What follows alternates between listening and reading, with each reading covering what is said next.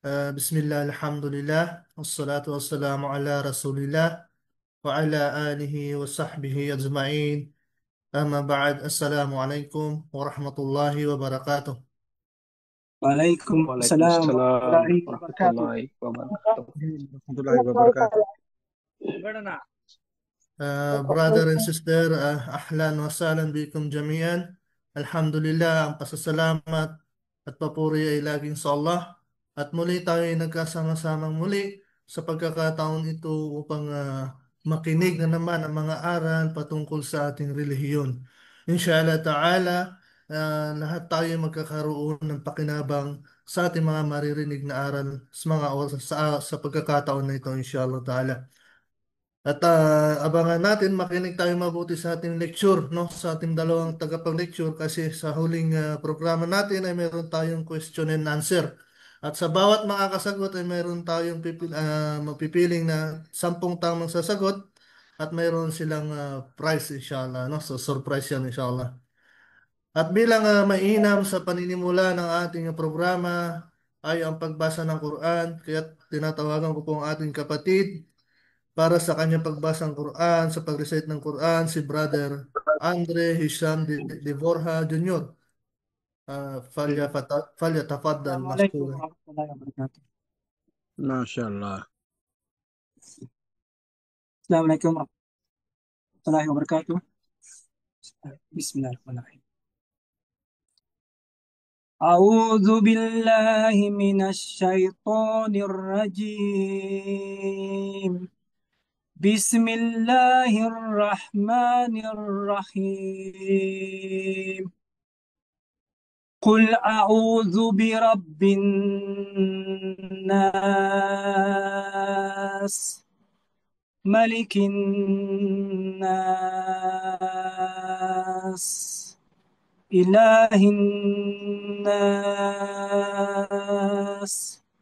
min syarril waswasil khannas, alladzi yuwaswisu fi sudurin nas, minal jinnati wan nas. Masya Allah, Tabarakar Rahman. Jazakallah khairan sa iyong napakagandang pagbasa, Brother Hisham de Borja. Masya Allah, Alhamdulillah.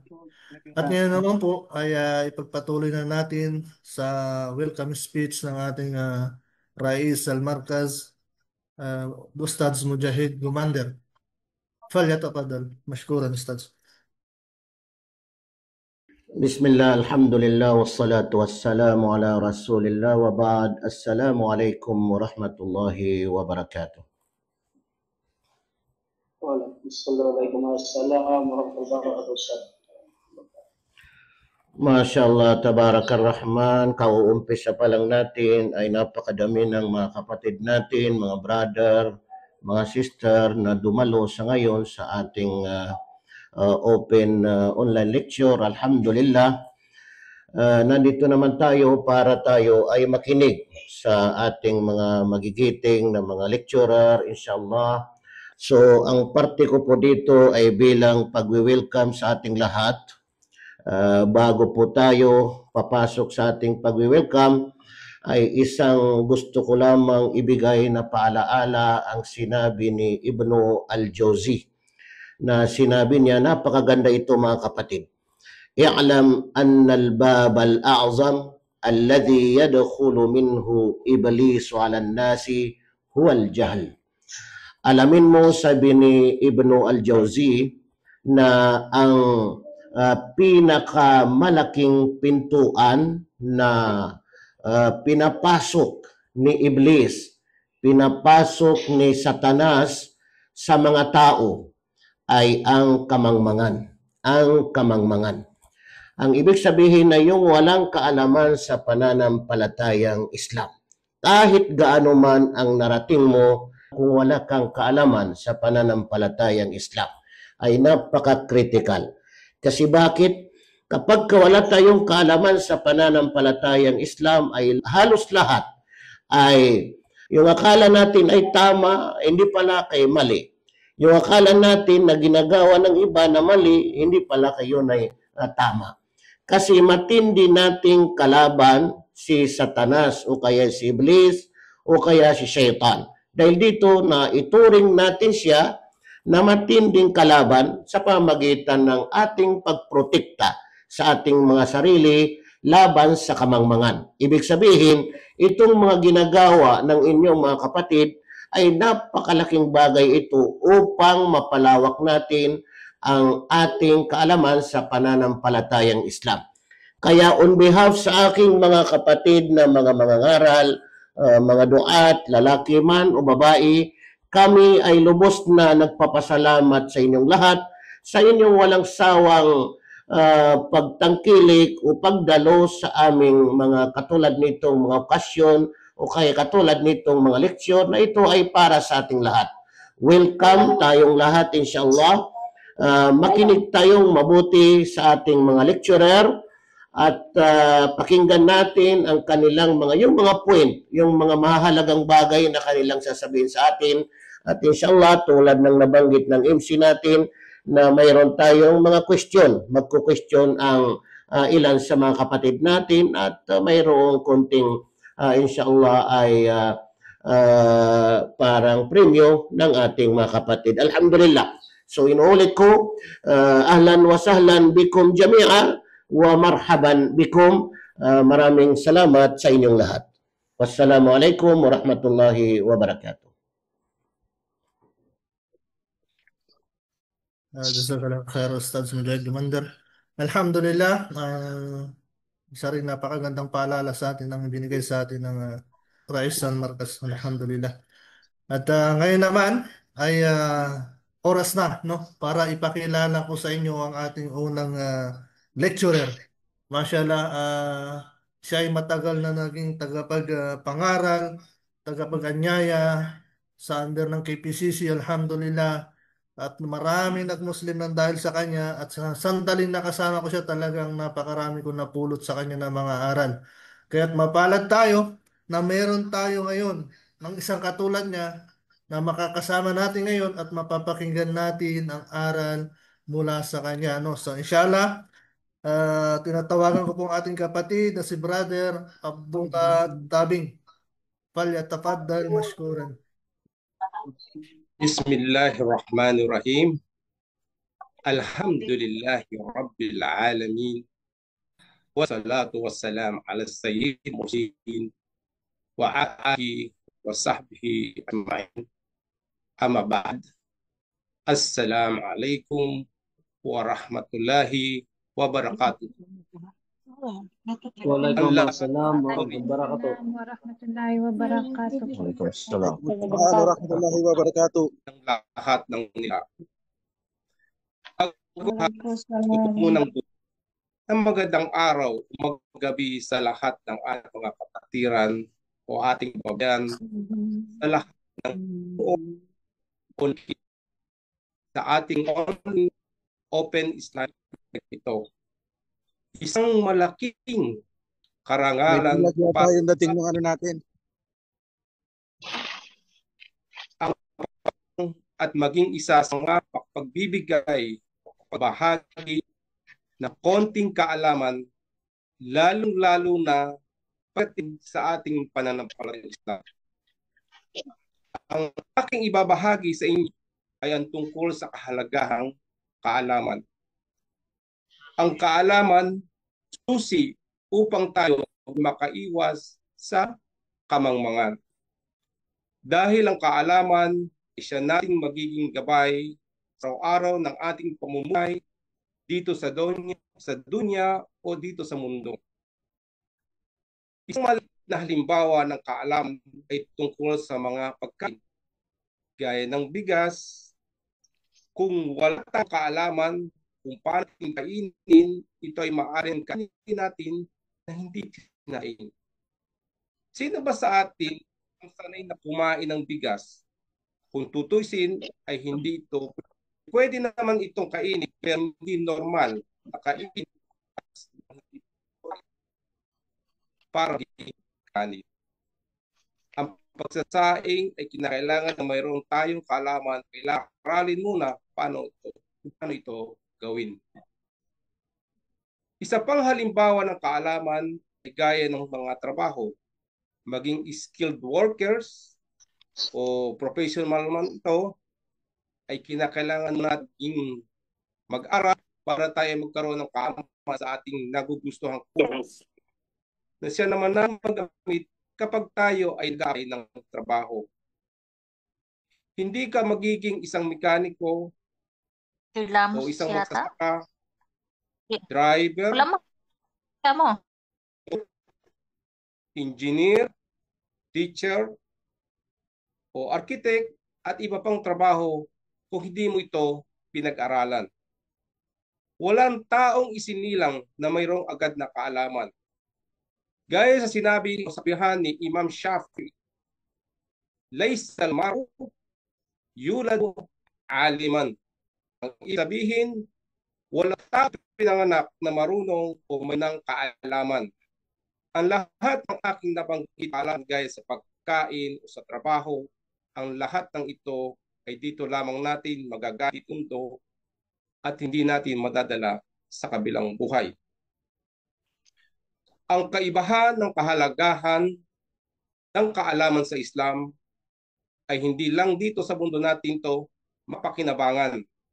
Di ang gantimpala kabutihan nito madadala pa natin hanggang sa kabilang buhay. Marami sa ating mananampalataya na nag-aakala na sapat na matawag kang isang Muslim.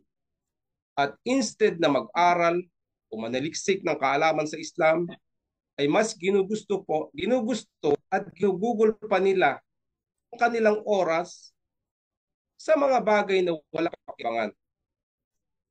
Sakit mang sabihin, marami sa kamusliman na walang alam pagdating sa kanyang relihiyon. Kung minsan, kung tatanungin sila kung ano ba ang 5 haligi ng Islam at ang 6 na haligi ng pananampalataya, ay wala silang sagot at wala silang alam. At lalong masakit na katotohanan, hindi nila alam kung paano ba ang tamang pagsasagawa ng sala o pagdarasal sa Islam. Paano natatanggapin ng Allah ang ating mga dasal kung ito ay hindi sang-ayon sunan ng ating propeta Muhammad sallallahu alaihi wasallam. Kaya nga pananiliksik ng kaalaman ay obligado sa mananampalataya. Kung wala tayong kaalaman sa sala, papaano na tayo pagdating sa kabilang buhay sa araw na tayo ay haharap sa Allah subhanahu wa ta'ala, na kung saan ang unang tatanungin, kwentahin ng Allah sa ating mga mabubuting gawain ay ang salah. Ang kaalaman ay obligado o tinatawag wajib sa lahat ng mananampalataya sa isang Muslim. Ayon sa sinabi ng mahal ng propeta sallallahu alaihi wasallam ay nagsabi, talabul ilmi faridatun ala kulli muslimin. Ang ibig sabihin to ay ang paghahanap ng kaalaman ay obligado sa bawat Muslim, lalaki man at babae. Kaya mga kapatid, sa pananampalatayang Islam, huwag po tayong tumigil sa pananaliksik ng kaalaman sa ating relihiyong Islam, sapagkat ang kabutihan nito ng kaalaman at ang ating mabubuting gawa ay siyang makakasama natin sa kabilang buhay. Ayon sa propeta Muhammad sallallahu alaihi wasallam, sinabi niya na samantalahin natin ang 5 bagay. Una, ang buhay bago dumating ang iyong kamatayan. Pangalawa, ang iyong panahon na walang ginagawa bago dumating ang iyong pagkakaabalahan. Pangatlo, ang iyong kalusugan bago dumating ang iyong karamdaman. At ang pang-apat, ang iyong kabataan bago dumating ang iyong kandaan.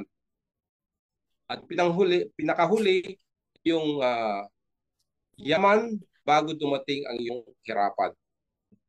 Mga kapatid ko sa pananampalataya Islam, Ayon sa propeta, bago pa man dumating ang 5 bagay na ito, ay nararapat sa atin na manaliksik na ng kaalaman bago pa man mahuli ang lahat.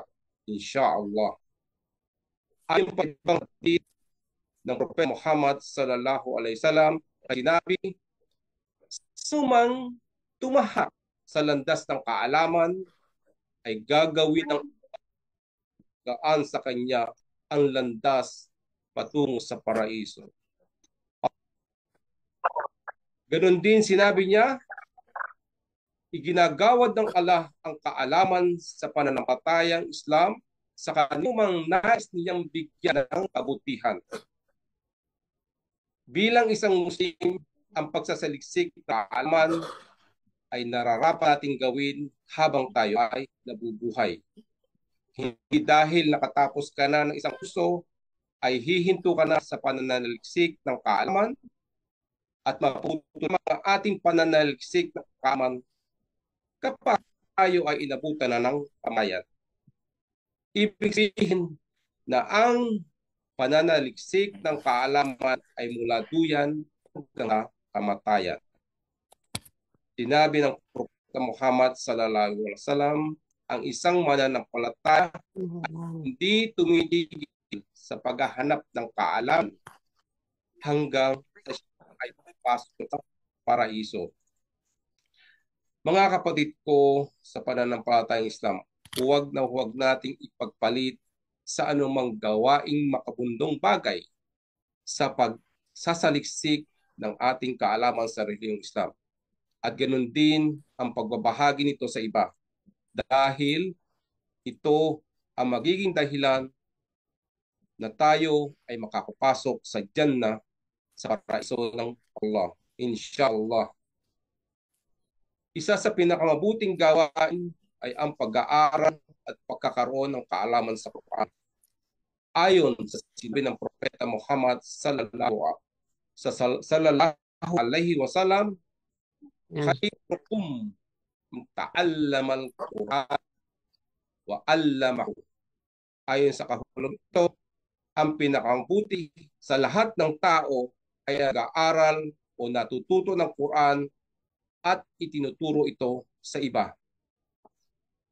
Sino man ang magbasa ng letra sa Quran na salita ng Allah ay may tumbas ito ng isang hasana o reward, at ang isang hasana ay imumultiply ng 10 beses.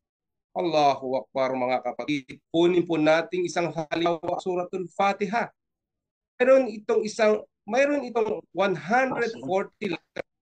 Tapos i-times mo sa 10 ay equals 1,400 hasana o gantimpala. Agad-agad sa minuto. Allahu Akbar. Kung mababasa mo ito ng 3 beses sa isang minuto, ay tumbas na magiging 4,200 hasana. Mashallah. Paano pa kaya kung buong Quran na ang iyong binasa sa loob ng araw o sa isang buwan? O sabihin na natin sa isang taon, napakalaking hasana ang ating magiging gantimpala o reward. Sinabi ng Propeta Muhammad sallallahu alaihi wasallam, sa araw ng paghukom, sasabihin ng mambabasa ng Quran, magbasa ka at umakyat ka sa mga antas ng paraiso. At bigkasin mo ito ng malinaw, gaya na pagbigkas mo sa mundo. Ang iyong antas ay matapos sa huling talata ng iyong binasa. Paliwanag sa hadith na ito ay ng tao sa Jannah o sa paraiso ay tataas batay sa dami ng kanyang pagbasa at pagbigkas ng Quran. Ibang kahalagahan ng mayroon pagdating sa Quran at pagtuturo nito. Napakalaking bigyan at timpala ang magkalob ng Allah subhanahu wa ta'ala sa taong nag-aaral ng Quran. Isinasa buhay at ibinabahagi ito.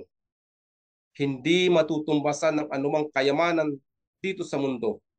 Kaya sikapin natin na tayo ay mag-aral ng Quran dahil ito ang pinakamabuting gawain ng isang taong mananampalataya. Marami sa atin na tumanda na ay hindi makabasa ng Quran dahil walang kaalaman. Hindi nagsikap tuto dahil kapag hinihikayat ay maraming dahilan. Pero pagdating sa makamundong bagay ay marami siyang alam. Tandaan natin na tayo ay gagantimpalaan ng Allah ang lahat ng ating gawain ayon sa ating layunin. Sinabi ng Rasulullah, innamal a'malu binniyat. Ang ibig sabihin ay tatanggapin lamang na gawain ay ang puso para sa Allah at ang gantimpala ng tao ayon sa kanyang intensyon o layunin. Tayo ay ginawaran ng buhay dito sa mundo nang walang anumang karunungan o walang kaalaman. Ngunit binayayaan naman tayo ng kakayahang mato. Ang pinulan ng karunungan ay sa Allah subhanahu wa ta'ala. Sinabi niya sa banal na Quran, at Allah ay nagpaluwal sa inyo mula sa sinapupunan ng inyong mga ina habang wala pa kayong nalalaman. At binigyan niya kayo ng pandinig at paningin at puso upang kayo ay magpasalamat. Kaya naman, nararapat lamang na tayo karoon ng kaalaman ng may kapakinabangan at makapagbibigay ng gantimpala dito sa mundo at sa larong buhay. Bago kumilos o magpasya sa lahat ng bagay tungkol sa atin. Ginugugol natin ang malaking bahagi ng ating buhay sa pagtungo sa mga paaralan upang tayo ay matuto sapagkat batid natin na hindi tayo magtatagumpay sa pagkamit ng ating hangarin kung wala ang kailangan na pasahay. Sa kasamaang palad, maraming tao ang hindi nagsipagdaan ng ganitong pagsisikap para sa kanilang kaligtasan o kaugnayan sa kanilang tagapaglikha. Karamihan sa tao ay binabatay ang paniniwala at pagtupak sa kanilang pananampalataya mula lang natutuhan nila sa kanilang mga ninuno. Kadalasan, sinusunod na lamang nila ang mga gawi at kaugalian ng nagis ng lipunan. Hindi sila nagsisikap na siyasatin ang kinamulatang kaugalian upang mabatid kung tama ba ang kanilang ginagawa hinggil sa pananampalataya. Marami sa kanila ang tumututol sa tunay na turuan ng Islam dahil lamang sa hindi ito naaayon sa paniniwala at kaugalian ng kanilang mga ninuno. Ating matutunghayan sa banal na Quran, sinabi ng Allah subhanahu wa ta'ala sa pagpaliwanag sa ay ganito, bagkus sila ay masasabi, natagpuan namin ang aming ninuno na sumunod sa isang relihiyon at pinatnubay namin ang aming sarili o ang aming mga sarili sa pamamagitan ng kanilang mga yakpak. At sa magkatulad na kaganapan, hindi kami nagpadala ng isang pagpabala sa alinmang bayan maliban ang mayayaman sa kanila ay nagsabi, natagpuan namin ang aming ninuno na sumusunod sa isang pamamaraan at relihiyon. At tunay na kami ay susunod sa kanilang mga pak. At pagbabala ay nagsabi, kahit ba magdadala ako inyong higit na mahusay na patnubay kaysa sa natagpuan ninyong sisunod ng inyong mga ninuno? Sila ay nagsabi, katotohanan, hindi kami maniniwala sa ipinadala sa iyo. Ganito ang habag ng Allah subhanahu wa ta'ala na kapag ang tao ay lumihis sa tamang landas, siya ay padala ng mga sugo upang turuan at patayan sila. Ang mga sumusunod lamang sa ipinahayag na katuruan ay yaong naniniwala rito at silang yaong nagtatagumpay. Nang ang buong mundo ay nasa diliman ng ta'ala ang huling sur Muhammad sallallahu alaihi wasallam upang ituro kanila ang tamang landas tungo sa paniniwala sa Allah at sa pagsamba lamang sa Kanya. At unang pinayag na talata na nasulat sa banal na Quran, basahin sa ngalan ng iyong Panginoon na lumikha. Na lumikha sa tao mula sa namumuong bagay. Basahin at iyong Panginoon ay mapagbigay. Siya ang nagturo ng panulat na nagturo sa tao sa hindi niya nalalaman.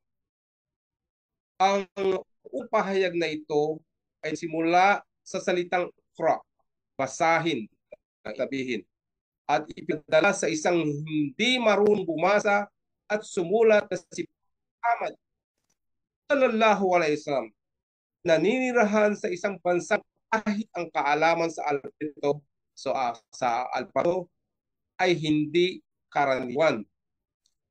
Ito ay nangangahulugan lamang na ng propeta ay hindi magiging panahon kamangan kundi ng karunungan, katuwiran, kataran, tiyak na kaunlaran. Ang talata ay natuturo sa tao na ang kanyang paniniwala sa Diyos ay dapat ibatay sa karunungang itinuro mismo ng Diyos. Ang mga ito ay nagpapatunay sa katotohanan na ang tunay na Diyos ay ang tagapaglikha ng lahat. Na ang lumikha ang siyang nakakaalam kung ano ang mabuti sa tao at tanging makakapatnubay sa kanya na may ganap na karunungan. Dapat nating makilala ang nag-iisang tunay na Diyos na si Allah at malaman kung paano siya mahalin at paano siya sambahin. Ang Allah ay nagsabi sa pinatataas ng Allah sa matataas na antas yaong mga nananampalataya sa iyo at yaong mga pinkalubang ng kaalam. Abu Hurairah, katotohanan na ang sugo ay nabi ang sino mang tumahat ng daan sa paghahanap ng kaalaman ay pagagaanin ng Allah sa kanya ang daan papuntang paraiso. Allahu Akbar. Hanggang dito na lamang ang aking topic at wa akhiru dana anilhamdulillah rabbil alamin. Assalamualaikum warahmatullahi wabarakatuh. Assalamualaikum warahmatullahi wabarakatuh. Masya Allah, Masya Allah, Tabarakallah. Alhamdulillah, napakagandang mga paalaala, no? Ang kanyang naging topic ay ang kahalagahan ng kaalaman. So, sayang lang at medyo putol-putol pero alhamdulillah, ganun pa man, ay mas marami pa rin yung mga malilinaw na sinabi niya na pagtungkol sa kahalagahan ng kaalaman, no? Bilang mga Muslim, ay obligasyon natin manaliksik ng kaalaman para sa ating relihiyon. Alhamdulillah. At ngayon naman po ay dadago na tayo sa ating pangalawang lecturer, inshallah ta'ala. Kaya tinatawagan ko po ang ating pangalawang Assalamualaikum warahmatullahi wabarakatuh. Kaya tinatawagan ko po ang ating pangalawang lecturer na si Ustadja Raisa Salim. فلتتفضل مشكورة أستاذة. Assalamualaikum warahmatullahi wabarakatuh. Waalaikumsalam warahmatullahi wabarakatuh. Brother, kailangan niyo po ako i-accept to give permit to maka-share. Okay. Kay Ustads po yun. Si Ustads po kasi ang host natin, inshallah. Yes po.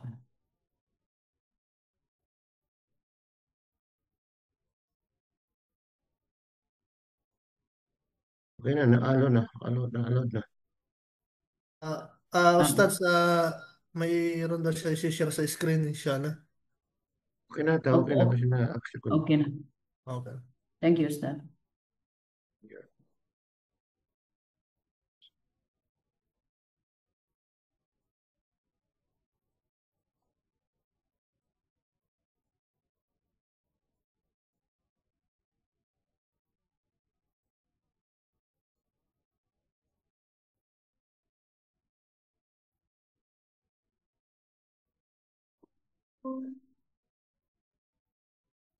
Okay na, malinaw dyan bro? Okay na po, Stadia. Game na. Okay. Nakikita rin po namin. Alhamdulillah. Okay. أعوذ بالله من الشيطان الرجيم بسم الله الرحمن الرحيم الحمد لله رب العالمين الذي أمرنا بالتوكل عليه وجعل من يتوكل عليه كافي والصلاة والسلام على نبينا محمد الذي كان عدم المتوكلين على ربه وبعد السلام عليكم ورحمة الله وبركاته. Waalaikumsalam. Waalaikumsalam warahmatullahi wabarakatuh. Wabarakatuh. Mga kapatid sa pananampalatayang Islam, pagpalain po kayo ng Allah lahat at biyayaan tayo lahat ng Allah. Pagbigyan niya ng baraka itong oras na inilaan natin dito sa ating konting panahon upang manaliksik ng kaalaman. Kagaya ng sabi ni Brother Abdullah na ang sumasampalataya ay obligado sa kanya manaliksik ng kaalaman, lalong-lalo na po sa kaalaman sa Islam, dahil yan po ay isang pinakamalaking iniobligado sa atin ng Allah subhanahu wa ta'ala. Bigyan po sana ng Allah ng baraka itong oras natin at makapulot tayo ng kahit mga kunting kaalaman dito sa oras na to at maging mapakinabangan natin dito sa mundo at sa kabilang buhay. Ang tatalakayin natin dito mga kapatid sa pananampalataya kahit man saan kayo dito sa sulok ng mundo, maging dito man sa Kuwait o sa iba't ibang bansa o dyan sa Pilipinas, ang tinatawag na at-tawakkul 'ala Allahi hakka tawakkul wa atharuhu wa natijatuhu.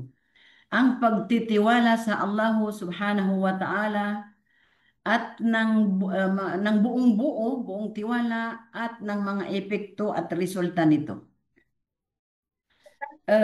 Sinabi ng Allah subhanahu wa ta'ala sa Quran, wa man yatawakkal 'ala Allah fahuwa hasbuh. Sinabi pa niya, innallaha yuhibbul mutawakkilin. Ang Allah ay kinalulugdaan niya ang mga tao na nagtitiwala sa kanya. Sinabi pa ni Propeta Muhammad sallallahu alaihi wasallam, law annakum tatawakkaluna 'ala Allahi haqqa tawakkulihi la ruziqtum kama tarzuqut tayru tagdu khisaman wa taruhu bitanan. Marami pong mga katunayan sa Quran at saka sa hadith ni Propeta Muhammad sallallahu alaihi wasallam sa tinatawag na tawakkul na ito ay nagbibigay katunayan na kinakailangan natin bilang isang sumasampalataya na magkaroon tayo ng tawakkul, tiwala sa Allah subhanahu wa ta'ala. Kaya iba't ibang mga dalil sa Quran at sa hadith na itinuro sa atin ng Islam upang malaman natin na kay Allah lang pala tayo dapat magtiwala at huwag na tayo mawawala ng pag-asa sa ating dahil andyan lang sa Allah na nagbibigay ng ating mga pangangailangan sa buhay. Una-una, ano ang tinatawag na tawakkul? Pagtitiwala. Sinabi niya, at-tawakkul huwa i'timadul qalbi 'ala Allah ta'ala fi jalbil manafi wa daf'il madarri ma'al akhdhi bil asbab al-mashru'a. Fal-mu'minu yathukku bi anna Allah huwa al-mutasarrifu fil umur wa ya'malu bima yastati'u thumma yatruku an-natija 'ala Allah wahdahu. Ang tawakkul ay ang pag-asa at pagtitiwala ng ating mga puso kay Allah subhanahu wa ta'ala sa pagbigay ng kabutihan at pag-iwas sa kasamaan habang patuloy na ginagawa ang mga tamang paraan o hakbang.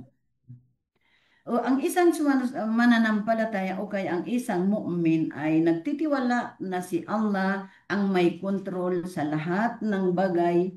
Ginagawa niya ang kanyang makakaya at ipaubaya ang resulta kay Allah. Kaya huwag po tayo malungkot sa mga gawain natin dahil ang Allah lamang po ang may alam kung ano ang makakabuti sa atin at ano ang hindi makakabuti sa atin.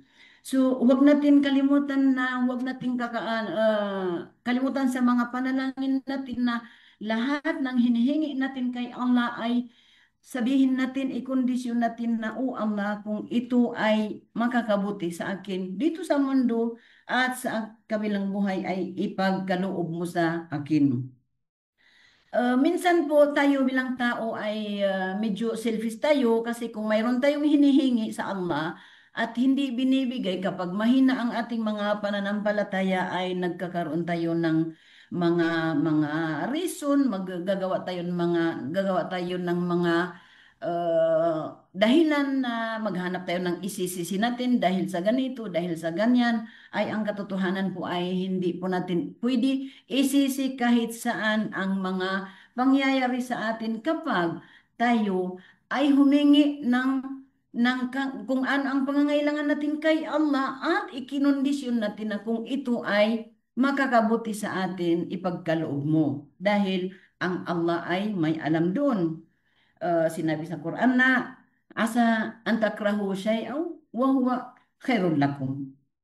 Wa asa an tuhibbu shay'aw wa huwa syarrul lakum. Minsan yung mga kinalulugdaan natin na gawain yung pala ang hindi karapat-dapat sa atin, o minsan na naman yung mga hindi natin kinalulugdaan ng gawain yun pala ang karapat-dapat sa atin. So maging matatag tayo sa lahat ng ating mga hinihiling kay Allah subhanahu wa ta'ala.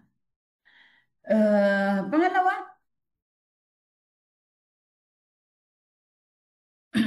ang tunay na pagtitiwala ay may dalawang bahagi. Una, sabi niya, al-akhdhu bil asbab allati adhanallahu biha. Pangalawa, al-i'timad al-kamil ala Allahi fin natij. Pagkatapos ng tawakkul, pagkatapos ng gawain mo, before ka tawakkul kay Allah, gagawa ka ng paraan. Yan yung sabi na, akhdul asbab. Kasi hindi naman pwede na mahulog lang sa atin ng biyaya na walang dahilan.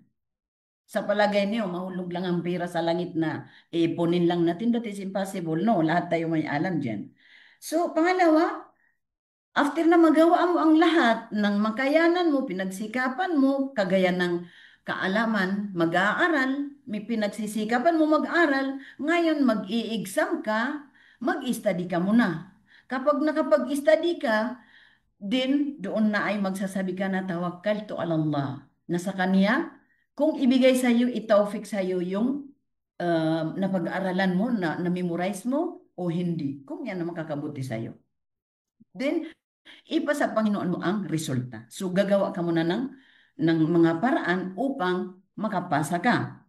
Mag-study ka, magbabasa ka, pagsikapan mo yung ano. Ganon din yung mga nagpapagamot. Pupunta ka ng doktor, bibili ka ng gamot, kukonsulta ka sa doktor, pakinggan mo ang mga advice ng doktor, pagkatapos ay ipa sa Panginoon mo ang resulta kay Allah subhanahu wa ta'ala dahil sa Kanya ang resulta.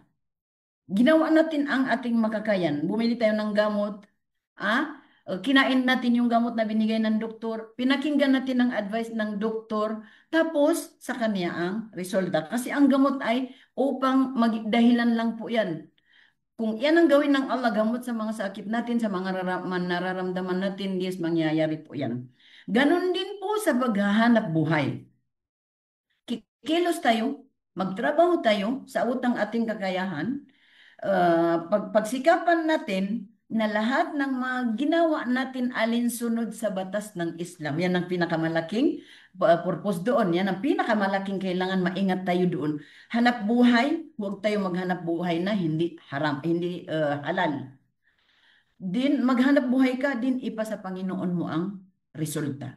Magtanim ka, ipa sa Panginoon mo ang tanim mo kung maaani mo o hindi. Pero nasa kay Allah ang lahat. Pero alagaan mo, linisan mo, bantayan mo yung mga tinanim mo. Sa atin ang gawa. Gagawin natin pero kay Allah ang resulta. So huwag natin kalimutan na ikukondisyon natin lagi sa lahat ng hinihingi natin na, O Allah, kung ito ang makakabuti sa aking buhay, dito sa mundo at sa kabilang buhay, makakabuti sa aking relihiyon, sa aking pamilya, ipagkaloob mo sa akin. Maging kaalaman man o kayamanan o kabutihan ng katawan o kahit ano pa man ang hinihiling natin dito sa mundo.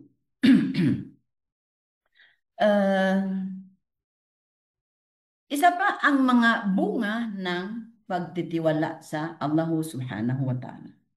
So ito ay lagi natin inaabangan. Ano kaya ang bunga ng aking pagtitiwala kay Allah subhanahu wa ta'ala?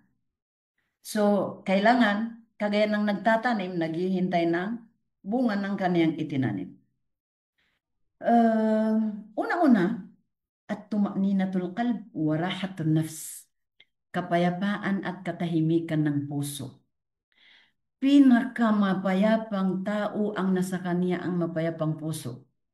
Pinakamayaman na tao ang nasa kanya ang tahimik na puso. Kahit wala kang pera. Pangalawa, paglakas, quwwatul iman, wa thiqatu billah. Paglakas ng pananampalataya at tiwala sa Allah subhanahu wa ta'ala. Kapag malakas ang pananampalataya mo at may tiwala ka kay Allah, wala kang kaba sa iyong puso. Pangatlo, ar-rizq min haythu la yahtasibul insan. Pagdating ng biyaya mula sa hindi inaasahang paraan. Siguro marami tayong mga mariremember, maraming makakarelate dito na bigla lang dumating ang blessing sa iyo ng Allah na hindi mo inaasahan na darating yan. Subhanallah. Marami tayong narinig na mga kwento na true story na ganito ang mga pangyayari na dahil full ang tiwala niya kay Allah, kasi huwag nating kalimutan kapag makatarungan ka kay Allah, may takot ka kay Allah, hindi niya aapihin ang lahat ng karapatan mo sa kanya. Pang-apat, an-nasr wa tawfiq fid dunya wal akhirah. Yan ang pinaka-hangarin natin. Tagumpay at patnubay sa buhay at sa kabilang buhay. Sabi nila kahit yung mga drug naghahanap ng patnubay, naghahanap ng tagumpay. Subhanallah. Kapag magtagumpay, patnubayan tayo ng Allah, wala pa tayong hinahanap. Subhanallah. Sana ipagkaloob sa atin ng Allah ang bunga ng pagtitiwala sa Kanya. Mga halimbawa ng pagtitiwala sa Allah subhanahu wa ta'ala. Nagbanggit po tayo dito ng dalawa na siguro lahat kayo nakarinig ng mga halimbawa na inilagay ko dito sa slide natin. Noon si Prophet Abraham ay noon susunugin nila at nailagay na nasa apoy, alam natin na nailagay doon, at sinunog nila nang matapos yung apoy ay hindi naman siya nasunog. Sa kadahilanan na full ang tiwala, tawakkul niya kay Allah subhanahu wa ta'ala. Pangalawa, si Propeta Muhammad sallallahu alaihi wasallam nang siya ay tumakas mula sa Makkah nung hinahabol siya ng ating kaaway sa pananampalataya, samantala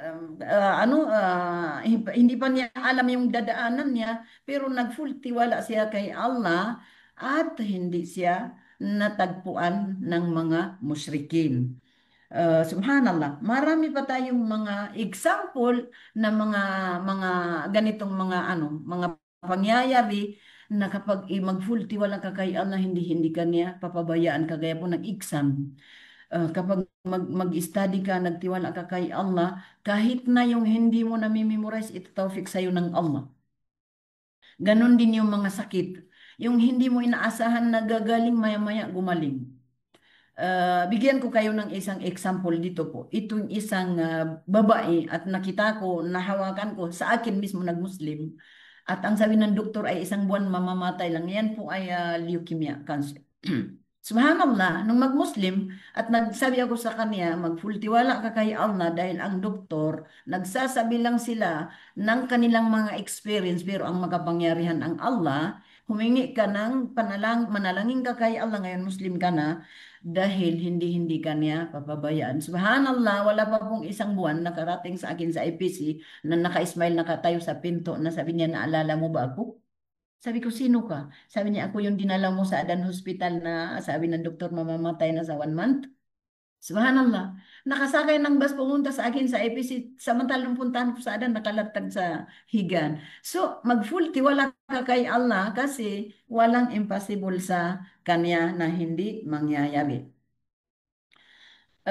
Marami pa po tayong mga halimbawa. Pwede kayo mismo dyan ay may mga alam kayong mga halimbawa ng resulta ng tiwala kay Allah subhanahu wa ta'ala. Resulta ng tawakal. Ito ha. Sinabi ng Allah at sino mang magtiwala sa Allah, siya ay sapat para sa Kanya. Sino man magtiwala sa Allah, siya ay sapat para sa Kanya. Talagang sapat naman talaga si Allah. Kagaya ng sabi natin na, Inna Allah la yadlimu ahad. Katotohanan ang Allah ay hindi niya aapihin kahit sino man. At sino mang magpasa ng kanyang mga bagay kay Allah, pagkakaloban siya ng Allah ng biyayang hindi inasahan. Subhanallah. Kagaya po ng sabi natin na kung ano man ang mga pangyayari sa atin, huwag tayo maghanap kung saan natin isisi. Huwag natin hanapan ng paraan na saan-saan ko naman to isisisi itong mga pangyayari. Pagkawalaan ng trabaho, pagkawalaan ng kung ano man dyan, nawalaan ka ng asawa, nawalaan ka ng kaibigan, nawalaan ka ng magulang, ano pa mayroon dyan, nawala yung mabuti mong kapitbahay, ganon, so huwag mo isisi kay Allah. Subhanallah. Balikan natin ang sinabi ng Allah sa Quran, para naman minsan, kasi kailangan din natin ng evaluation sa sarili natin, sinabi ng Allah sa Quran, Suratun Nisa, ito ay parang tumutugma ito sa paghahanap ng mga kabutihan, kagaya ng mga babae, mga lalaki na gusto maghanap na magiging asawang mabuting, ang lalaki maghanap na mabuting asawang babae at ang babae maghanap ng mabuting asawang lalaki. Ano ang sabi ng Allah sa Quran? At-taybatu lit-taybin wat-taybuna lit-taybat. Minsan po, ito ay nakakarating din sa atin mga complain, masama ang aking asawa, masama ang ganito, ganito. Evaluate mo ba ang sarili mo kasi ang Allah ay hindi niya ipagkaloob sa iyo ang tao na hindi mo kapariho. Hindi ka pagkakalooban ng Allah ng magiging kabiyak sa buhay na hindi mo deserve. At hindi rin maghahanap ang babae, lalaki ng asawa na hindi niya kapariho. Ganon din ang babae na hindi siya tatanggap ng lalaki na hindi niya kapariho. Kaya minsan, huwag natin, minsan nakikita lang natin yung mistake ng asawa natin pero hindi natin nakikita ang mistake natin. Ipinagbubuntong siya, masama siya, ganito, pero balikan naman natin ang sarili natin para hindi bias. Kasi mayroon din tayong mga pagkakamali, kaya pinagkaluan tayo ng Allah na masamang asawa dahil I'm sure na mayroon din tayong kasamaan.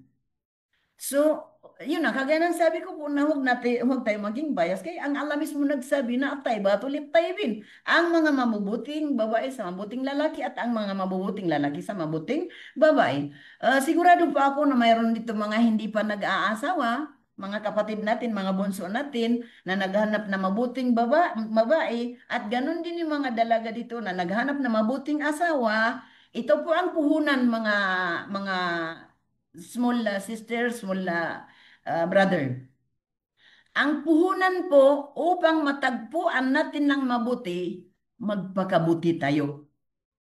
Ang puhunan upang matagpuan natin ng mabuting tao, magpakabuti tayo. Kasi hindi tayo bibigyan ng Allah na hindi natin kamats. Hindi ipagkalob sa atin ng Allah ang hindi natin deserve. Allahumma rzuqna al-khair kullu. Then, next tayo. Mga bagay na may pinakamalaki at matibay na ugnayan sa tinatawag na tawakkul. Ito ay napaka-importante sa buhay natin. Una-una, al-ikhlas, katapatan.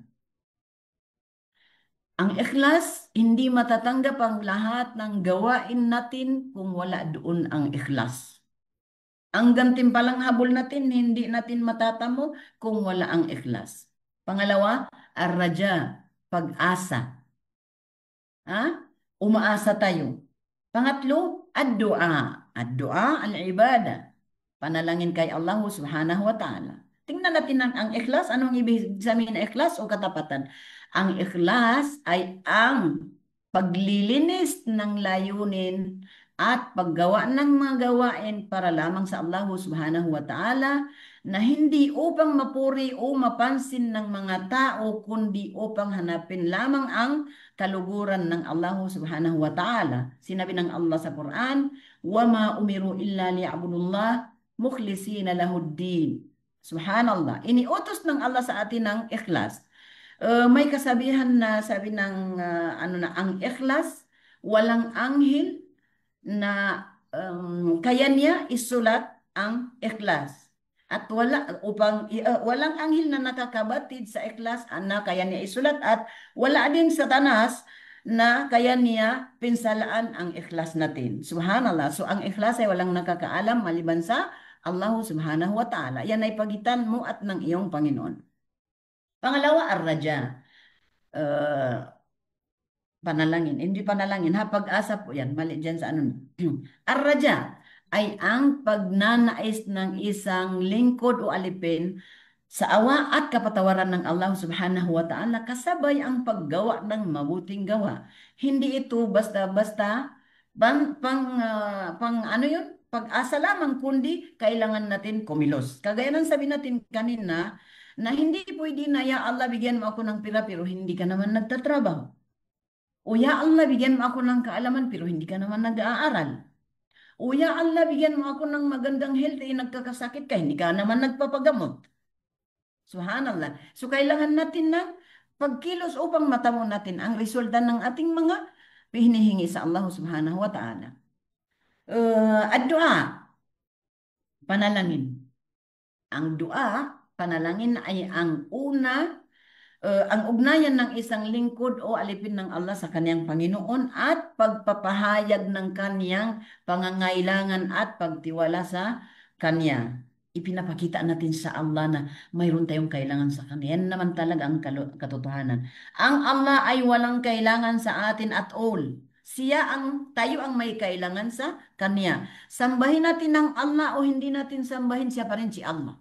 Walang mababawas sa kanya. Tayo ang kawawa kapag hindi natin siya sinamba. Kaya kailangan ibuhos natin ang lahat para sa kanya dahil pwede niya ipaulan ang lahat ng blessing para mula sa kanya na ibigay sa atin. Isa ito sa mga pinakamataas na anyo ng pagiging tapat at pag-asa. Ang ugnayan ng tawakkul, ikhlas, raja at dua. Ito ay hindi ito pwede magkakahiwalay. Ginawa natin topic natin ng tawakkul pero mayroon palang mga tali na hindi pwede matanggal. Yan yung ikhlas, raja at tawakkul, dua. Ano yung ugnayan ng mga nabanggit natin? Ang pagtitiwala ay hindi magiging totoo maliban kung ito ay may kasamang ano yun? May kasamang katapatan sa layunin para sa Allah subhanahu wa ta'ala. Hindi rin ito ganap kung walang pag-asa at panalangin sapagkat ang taong tapat ay nagtitiwala sa Allah subhanahu wa ta'ala na nananalangin at umaasa sa kanyang awa. Kaya tayong mga Muslim, sumasampalataya kay Allah subhanahu wa ta'ala, huwag natin kalimutan magtawakkul, tapos mag-ikhlas, manalangin, umasa kay Allah subhanahu wa ta'ala dahil sa kanya ang lahat. Then, ito ang pinakapuhunan sa lahat ng mga nabanggit natin. Ano yun? At-taqwa. Sinabi ni Propeta Muhammad sallallahu alaihi wasallam, at-taqwa hahuna. Tinuturo niya ang kanyang dibdib sa puso. Ang takwa, pagkatakot kay Allah ay nasa ating mga puso. Ang takwa ang puhunan ng lahat. Pag mayroon tayong takwa, mayroon tayong tawakkul, mayroon tayong panalangin, mayroon tayong everything. So ibig sabihin, ito hindi pwede mawala sa atin dahil ito ang ating foundation. Ang takwa ay ang pag-iingat ng isang tao laban sa galit ng kanyang Panginoong Allah subhanahu wa ta'ala sa pamamagitan ng pagsunod sa kanyang mga utos at pag-iwas sa kanyang mga ipinagbabawal. Ang problema sa atin, minsan, ginagawa natin yung mga gusto natin gawin at sabi natin, pwede naman to siguro eh. Okay naman to, hindi naman to. Ito yung mga waswas sa atin ng syaitan na ginagawa natin ang sarili natin na lawyer ni Satanas. Ha? Ginagawa natin ng sarili natin na attorney ni Satanas na nagsasabi tayo na pwede na yan siguro, okay na yan siguro. Subhanallah. Tayo ang nagbabigay ng batas, dagdag sa batas ng Islam, samantala sinabi ni Propeta Muhammad sallallahu alaihi wasallam, "Man kadzdzaba alayya muta'ammidan falyatabawwa maq'adahu minan nar." Kung sino man ang gawin ni akong sinungalin, sabi ni Propeta Muhammad sallallahu alaihi wasallam, ipinaghanda na ang kanyang upuan sa impyerno. Paano natin gawing sinungalin si Propeta Muhammad sallallahu alaihi wasallam? Gumagawa tayo ng katuruan na idinadagdag natin sa katuruan na hindi niya itinuro sa atin at sinasabi natin na ito'y kasama sa Islam. So, iingatan natin ang mga shir. Kaya, kung balikan natin ang topic ni Brother Abdullah, ang kaalaman ay pinaka-priority sa lahat ng alipin ng Allah. Kasi kung kailan ka magkakaroon ng kaalaman, dyan ka magkakaroon ng malaking takwa. Innama yakhshallahu min ibadihi al-ulama. Ang pinakamatakotin sa Allah sa mga tao, mga alipin ay ang may alam. Siyempre, paano man matakot ang walang alam? Tingnan mo yung bata, mahuhulog doon sa pinakamalalim na walang pakialam kay hindi niya alam gaano kasakit pag mahulog doon. So, ganun. So, parang ihahambing natin doon yung mga tao na walang kaalaman. So, ngunit po ang kaalaman niya napakalalim po, sabi ng Allah, "Wa ma utitu minal ilmi illa qalila." Wala akong ibinigay sa inyo na kaalaman maliban sa maliit, kaya maging humble din tayo mga brothers, sisters, dahil kukunti lang kaalaman. Ano yung kunting kaalaman? Nakikita po natin yung mga doctorate, mga magisters, kukunti pa lang po yung mga kaalaman ng mga yun. Ay, ano pala kung tayo na wala pa tayong, hindi pa tayo nakakuha ng isang patak sa kaalaman. Subhanallah. Sana bigyan tayo ng Allah ng takwa, itanim ng Allah sa ating mga puso yung takwa na totoo, at ma-harvest natin ang kanyang bunga sa kabilang buhay. Ang ugnayan ng tawakkul at takwa. Ito, sabi niya, ang takwa ay dahilan ng tunay na tawakkul. Ibig sabihin, kapag wala kang takwa, hindi ka makapagtawakkul, hindi ka makapagtiwala sa Allah. Ang tawakkul ay bunga ng takwa. Ang bunga ng tawakkul, ang takwa. Ang bunga ng takwa at tawakkul. Ang dalawa ay parehong nagdudulot ng tagumpay at biyaya ng Allah Subhanahu wa Ta'ala. O kaya sabihin natin, ang takwa ay nagdudulot ng kaligtasan at ang tawakkul ay nagdudulot ng kapanatagan. Kapag pinagsama mo ang dalawa, matatamo ang kabutihang ganap. Mayroon po tayong bago tayo mag-khatam, mayroon po tayong evaluation dito. Tayo bilang sumasampalataya kay Allah Subhanahu wa Ta'ala, pwede natin i-evaluate ang sarili natin. Mayroon ba akong takwa? Mayroon akong ikhlas? Mayroon akong dua? Mayroon akong everything, ha? The pinaka-importante doon yung ikhlas at saka takwa. Pag mayroon ka yun, mayroon sa iyo yung mga branches niya. Then, balikan natin ang sarili natin kasi una-una kailangan natin maging matagumpay ang buhay natin bago ang mga malalapit sa atin, kamag-anak, ganun. Sabi niyang mga mangangaral, hindi ayib na sabihin or magbago ka at baguhin natin ang ating sarili, mag-new layunin tayo at mag-umpisa tayo ulit sa zero. At mag-aral, dagdagan ng kaalaman, dagdagan ng pananampalataya, dagdagan ng mga pagdasal at anumang mga mabubuting gawain. Dahil ang pagtatawba ay bukas po sa lahat ng mga tao. So, kapag magkamali tayo, huwag tayo magdadalawang isip, magtawba dahil ang pinakamamahal ng Allah ang mga tao na nagtatawba. Pero ito po, mayroon akong note dito.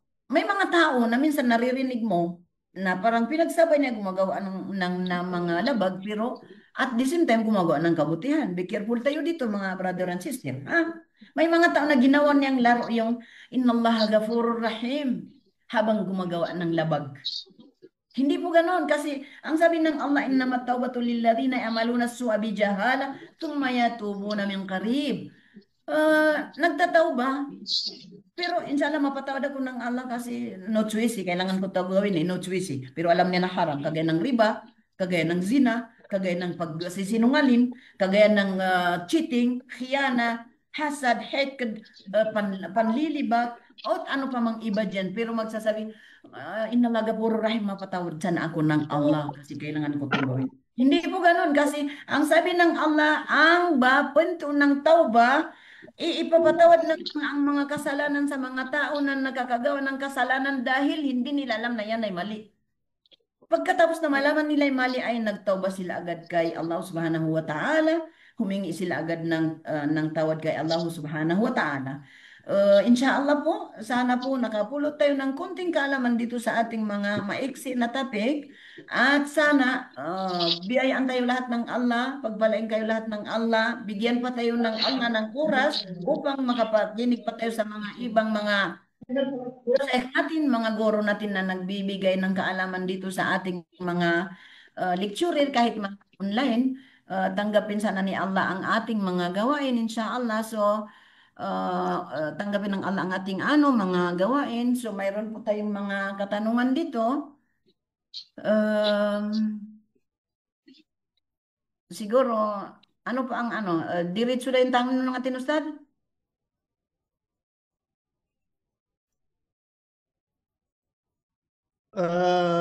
Ustadya, tapos na po yung lecture nyo? Opo, opo. Okay na po. Okay, alhamdulillah. So, yan. Jazakillah khair. Alhamdulillah. Napakaganda ng mga binitawan na aral ni Ustadya, mga inilecture sa atin. Masya Allah, Masya Allah. Napakaraming aral, napakaraming paalala. Alhamdulillah, lalo na dun sa mga paalala sa mga gustong mag-asawa.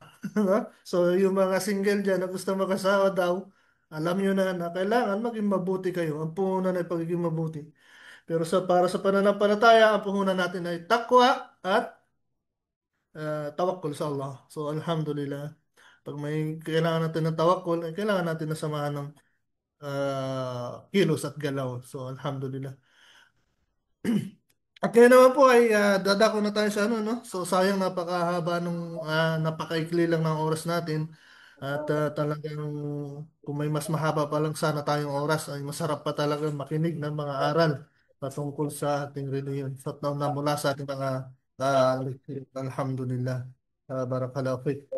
At ngayon naman po ay didiretso na tayo sa panghuling sa panghuling bahagi natin programa sa question and answer. At ang nakaraan po natin, kung sa nakaraan po natin ay kayo po ang nagtatanong. Ngayon po ay kami naman ang magtatanong. At ang sino man makasagot ay may prize. So, alhamdulillah. At tinatawagan ko po si Sister Mary Ann, si Sister Mariam Byron El Camel para siya ang siya na magmamahala, inshallah. Assalamualaikum warahmatullahi wabarakatuh po sa lahat. Nandito na po tayo.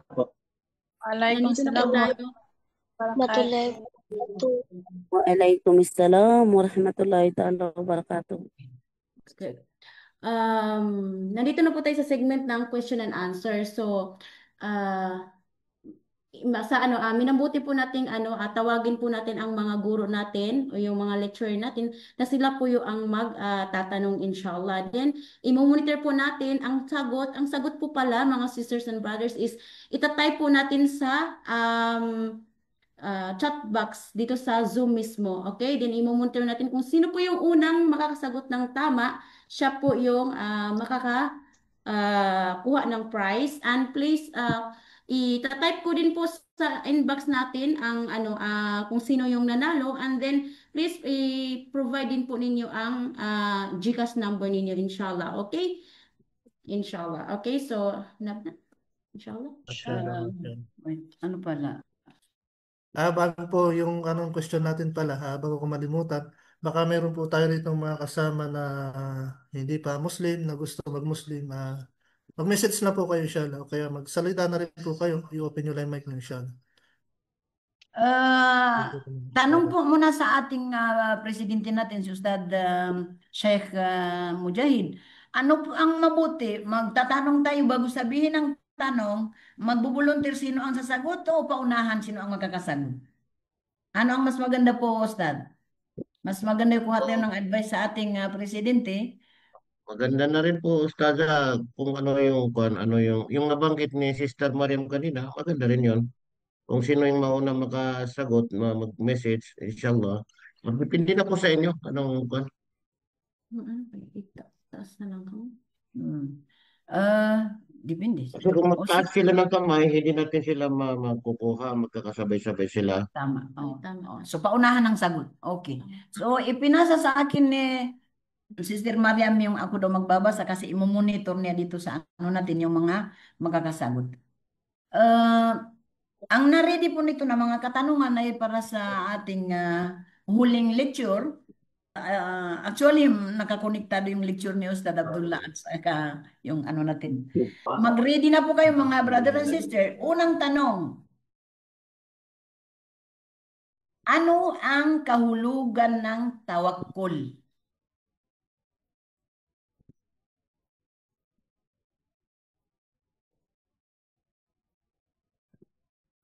Ako.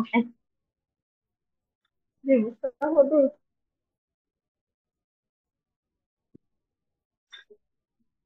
May sumagot dito.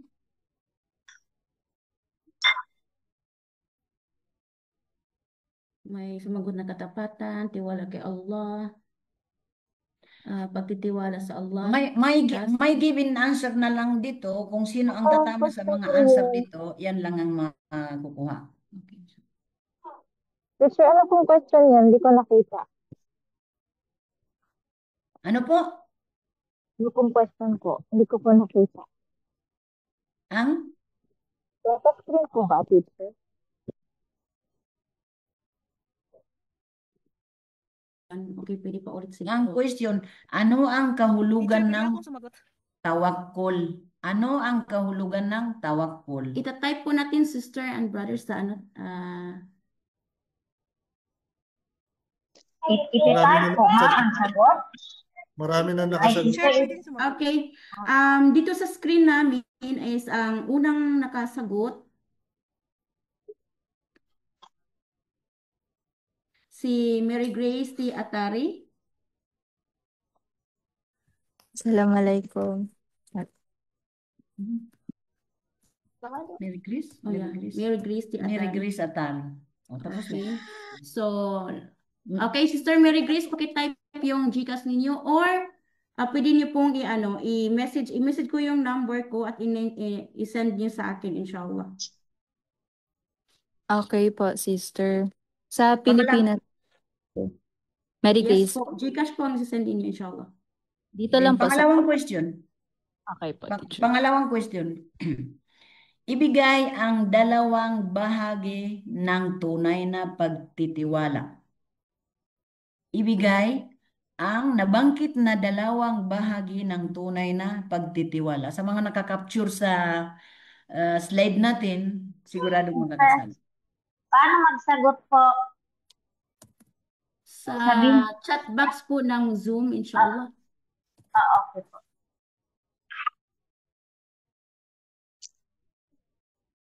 Pwede mag-answer, Ustaza. Yes po, i-type lang po ninyo. Welcome po ang lahat sa sagot, inshallah. Yes. If recognize Ustaza, I am Saira Osman of Marawi City. Yeah, welcome po. Welcome.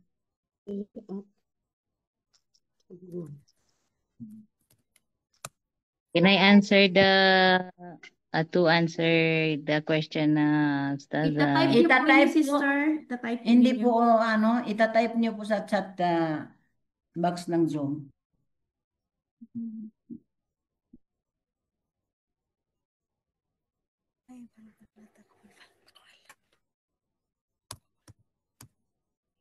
Paunahan ito ng pag-type, kaya bilisan.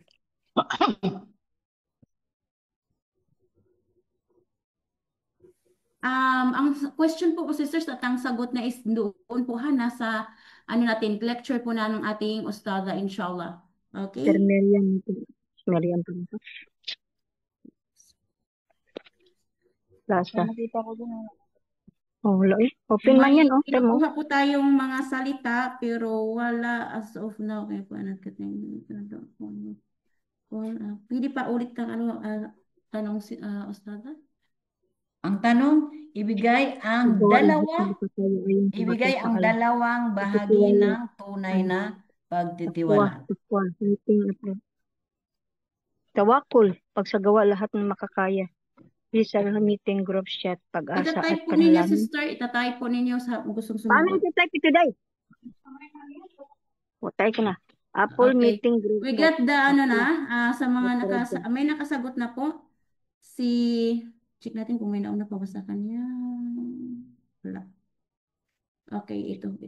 Maylin Bistor, meeting group chat. Si Tawakul o ate. Krisha Miranda sa second question. Ha? Krisha Ano ito? Miranda. Proceed to the third question po. Sa pangatlong tanong po natin. Saan ko ba makikita ito? Puro naman po, meeting group chat, pag-asa. Okay. Magbigay ng dalawa. Pangatlong question, magbigay ng dalawa sa bunga ng pagtitiwala sa Allah. Dalawa sa bunga ng pagtitiwala sa Allah. Dalawa lang. Mayroon tayo doon apat, dalawa lang po. Paano makita ito? Sister Diana, doon sa po, sister, di ba may video icon, then participant, then katabi niya may chat. Ipindutin niyo po yun doon, inshallah. Okay. Ibigay ang mga bunga ng pagtitiwala sa Allah. Dalawa lang. Kahit saan doon. Okay, we got the answer. May nakakuha ng tamang sagot. Okay. Kapayapaan at kalinisan ng puso. Wait. Try that.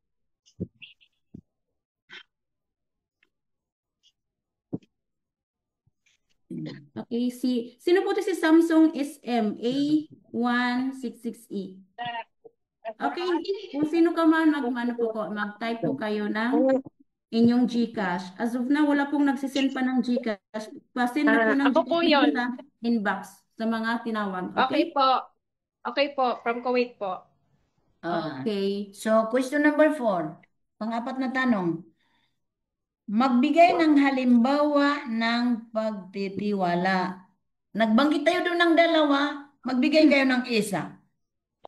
No need na detail. Basta magkapagbigay lang kayo ng dalawang halimbawa sa pagtitiwala. I-type sa group chat.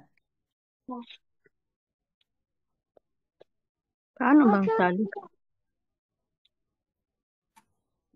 May mga halimbawang sitwasyon na binigay ng ating ustada kanina na may kaugnayan sa kanyang topic. So, ibigay po natin yun inshallah. Kahit isa lang doon. Pagdarasal. Kaya dyan meeting group chat. Paano yun? Mayroon po tayong binanggit na dalawang kwento doon na example, halimbawa po ng mga pagtitiwala na nakasaksis. Magbigay kayo doon. Paghagis. Okay, Annaliza Espino. Assalamualaikum. Espino. So, paki-send po ang inyong GCash or kontakin po kami. Kay Teacher Jihana na lang po. Pakibigay na lang kay Teacher Jihana po. Okay, next question, Ustada. Ako na lang magbigay ng GCash mo, Annalisa. Ako na lang. Ayun na lang, Teacher. Next question, Ustada. Panglimang question. Ito ay kukumplituhin nyo. Kukumplituhin. Sino man magtiwala sa Allah ay... Ano ko ba ilagay yan?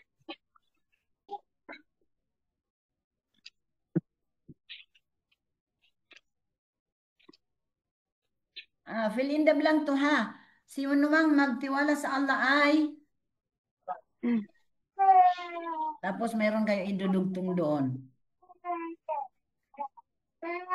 Kumpletuhin ang pangungusap. Sino mang magtiwala sa Allah ay Hindi ko makuha kung saan banda. okay. Si sister Oh, nakadalawa na si Saan Chris. na po eh. Krisha. Okay, so ang sunod na lang sa kanya.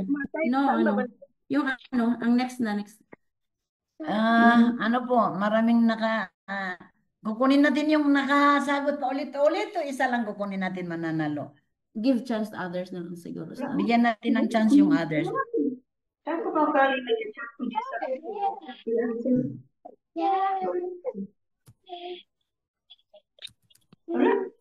Hindi ako makasali.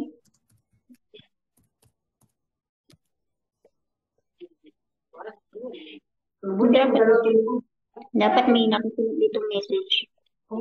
Dito. Cantila Turbiso, inshallah.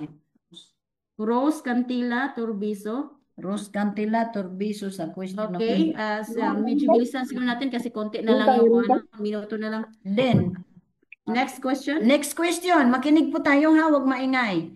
Ano ang ikhlas? Oh, pinakamagandang question. Ano ang ikhlas? Ikhlas ay pag sa puso. Isusulat yan. Short time ka no bo. Adam pa ng mga isyaranda. Meron pa isyar. Then number 7. Ay, sayang. Di ako makasali. Number 7. Question number 7. Ano ang raja sa Tagalog? Ano ang raja sa Tagalog? Raja sa Tagalog. Tagalog, yes.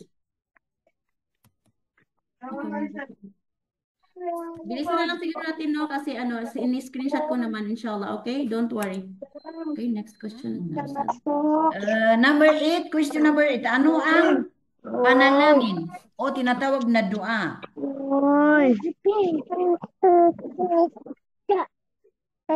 Too much problem. Cannot talk. Where is my pen, Mama?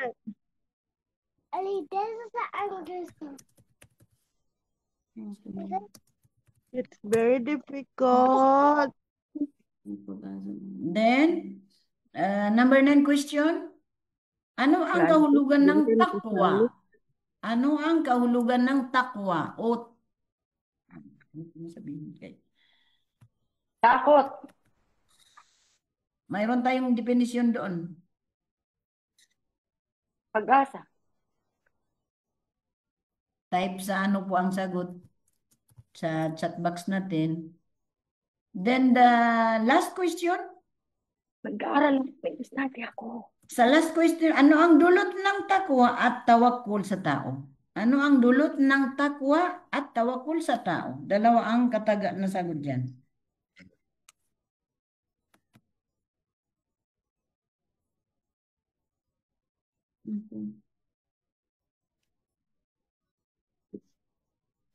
Okay, so hanggang dyan lang po ang question na. Nahuhulog ako yung internet ko. Okay. Then, babalik po tayo kay Ustad Brother Abdullah. Sa question niyo po, ikaw na magbibigay ng question para sa iyong lecture. Assalamualaikum warahmatullahi wabarakatuh. So ako lang po ang magtatanong at pakadali lang. Multiple choice ang ating gagawin. So una kong tanong, sino ang itinuturing na pinakamabuting tao o mananampalataya ayon sa hadith Propeta Muhammad sallallahu alaihi wasallam? Una, letter lang po isasagot natin ha. Letter A, ang taong maraming kayamanan. B, ang taong malakas at makapangyarihan. At C, ang taong nag-aaral ng Quran at nagtuturo nito sa iba. Okay? So yan ang ating unang question. Sino ang pinakamabuting tao o mananampalataya ayon sa sinabi ng propeta Muhammad sallallahu alaihi wasallam? Letter C. Letter C. Letter C. Taong maraming Letter C. kaibigan. Letter C. Taong malakas at makapangyarihan. Letter C. Ang taong nag-aaral at nagtuturo nito. Letter C, Ustad. Okay? Mashallah. Next question. So, dito naman tayo sa pangalawang tanong. Sige, Ustad. Continue, Ustad. Continue. Pangalawang tanong. Ayon sa hadith, ilang bagay ang dapat nating samantalahin bago dumating ang kabaliktaran nito? Number lang iyan natin. Letter A, 3. Letter B, 4. Letter C, 5. 5. Letter C. So, sagutin po natin sa box. Sa Letter C. Hindi nakakaintindi. So, unahan na kayo kung ano man, kung sino ang Letter C. 5. Anong Abu Jassim? So, Inbox niyo po yung sagot sa Zoom. I-inbox po. yan na lang po Huwag niyo sa sa i-inbox niyo. So, ulitin natin ang tanong. Ayon sa hadith, I-chat niyo ilang doon sa bagay Zoom. ang dapat nating samantalahin bago dumating ang kabaliktaran nito? Number 1, letter A, 3. Letter B, 4. At letter C, 5. Okay, next question tayo, Ustad. So, pinakahuli ay ayon sa hadith ng propeta Muhammad sallallahu alaihi wasallam, ano ang sinabi niya tungkol sa paghahanap ng kaalaman? Letter A, ang paghahanap ng kaalaman ay para lamang sa mga lalaki. Letter B, ang paghahanap ng kaalaman sa Islam ay hindi mahalaga. Letter C, ang paghahanap ng kaalaman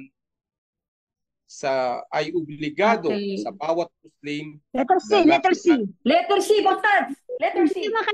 Sulat Type po niya. nyo sa sa chat box Type nyo na lang daw. natin. Ito po para makita natin kung ano. Sulit ko ulit, Ayon sa propeta Muhammad sallallahu alaihi wasallam, ano ang sinabi niya tungkol sa paghahanap ng kaalaman? Letter A, ang paghahanap naman ay para lamang sa mga lalaki. Letter B, ang paghahanap ng kaalaman ay hindi mahalaga. Letter C, ang paghahanap ng kaalaman ay obligado sa bawat Muslim, lalaki man o babae. So yan yung aking tatlong katanungan. Sana'y maging napadali para sa Letter C. Sumulat. Isulat mo sa chat box. Chat box. Right. Sinulat po na. Chat box po. Sa inbox nyo isulat. Sa inbox. Yan po, Ustad, ang tanong mo. Wala nang iba. Lang po, tatlo Wala pa nang iba. Kasi wala na tayo. Ginaganahan. Ginaganahan, Ustad. Mayroon dito additional tanong, Additional tanong. Sige. Assalamualaikum, Ustad. Letter C. Mashallah, tabarakallah. Okay, may dagdag tayong tanong, Ustad. Idagdag natin konti sa lecture po tayo ni Ustad Abdullah Tabing. Ano ang hukom ng pag-aaral o pananaliksik ng kaalaman sa Islam? At ibigay yung binigay na dalil ni Ustad kanina. Inshallah. Pwede na po niyo open ang mic sa mga gustong sumagot.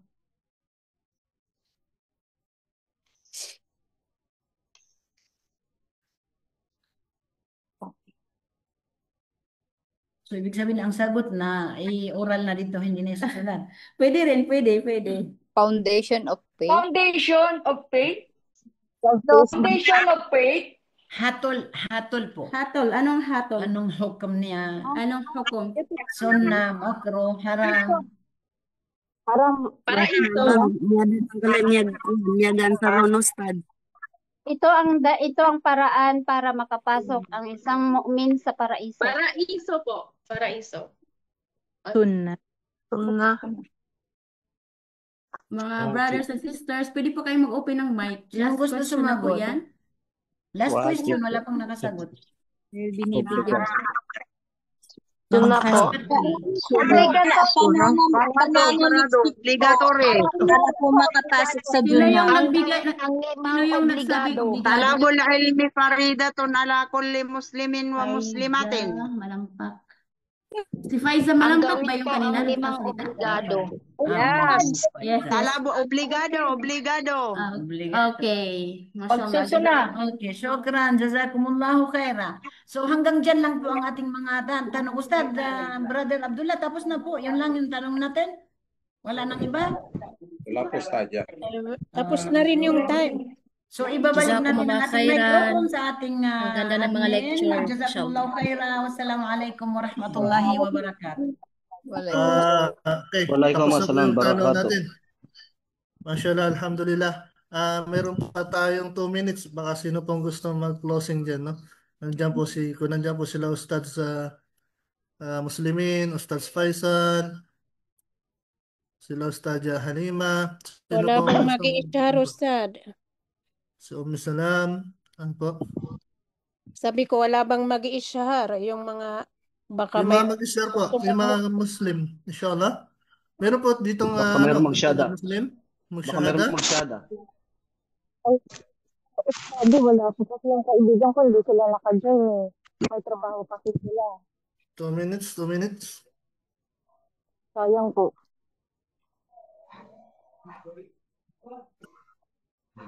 Taro mo yung pinto mo.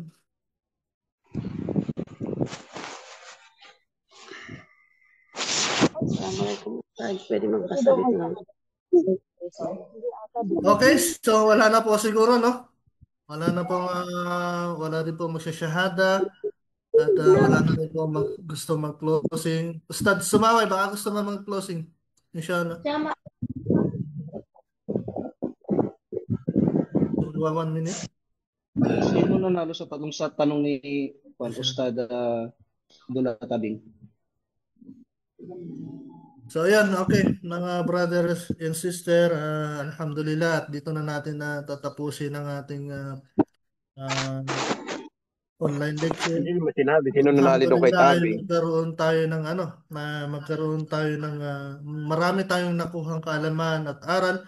Naway gawin natin itong inspirasyon, para sa ating sarili, para lumakas ang ating pananampalataya, lalong-lalo na dito sa ating mga kapatid na mga bagong yakap sa Islam, no?